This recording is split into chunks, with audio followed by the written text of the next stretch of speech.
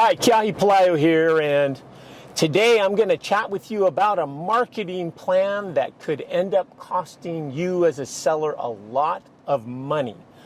But first, let me start with a theory on what I believe gets you the most money, and that is, simply put in 15 seconds, being exposed to the largest segment of the market in the fastest period of time to create and get to the most buyers so that we have competition for your property. If we can do that, we get you more money. Now, let me tell you what I see some brokers doing and why I think it ends up costing you money. All right? It's a 3-stage marketing process. And within that marketing process, you sign a listing that authorizes the broker to present it to their office only for a period of time.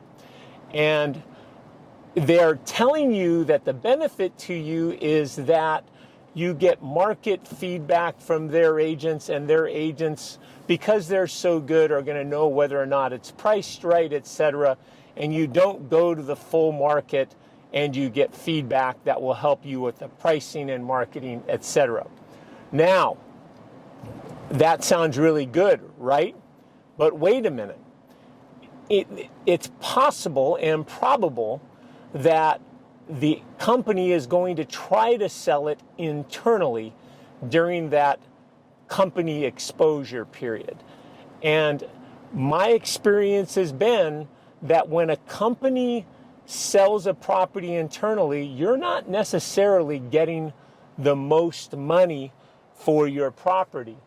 In fact, you may be leaving money on the table because let's say there's 200 agents in a company. Well, there's 6,000 agents in the board of realtors. There's how many thousands of people throughout the world that when it's exposed via the MLS and internet that you'll get to. And by getting to 200 people versus thousands of people, how are you going to get more money? So why would a company want to do this? In my opinion, it's because they make more money. Follow the money, right? Because if they not only earn the listing side of the commission, but find the buyer and do the buyer's side of the commission, they make that much more money. My opinion, it's not in your interest, and I'll go out on a limb and say they're not serving your interests as your fiduciary. Now, let's say it doesn't sell within the period of time that you allow them to expose it to your agents only, all right? Then what they do is they propose that they list it as what you call a coming soon listing. And it's not really exposed to the entire MLS because you have to look for coming soon listings. And sometimes the listings are partially input in the MLS. They've got some remarks, they've got some photos, but it's not a full marketing effort. And at the end of the day, this does two things. One, it tips off the brokerage community that your property's coming up for sale. They might drive by when it's not ready to be shown, and it takes the wind out of your sales. But secondly, what it does is it gives that company internally more time to try to sell the property themselves. Then finally, the third stage of marketing is exposure to the multiple listing service and to the MLS. Well, if that's the third stage, and if a broker is really good at what they do and competent, why aren't they starting with the first stage? Because, again, if the philosophy is massive energy hitting the market, getting to all the buyers and brokers at the same time to create competition, to get you the most money, then why aren't we doing that in the first place?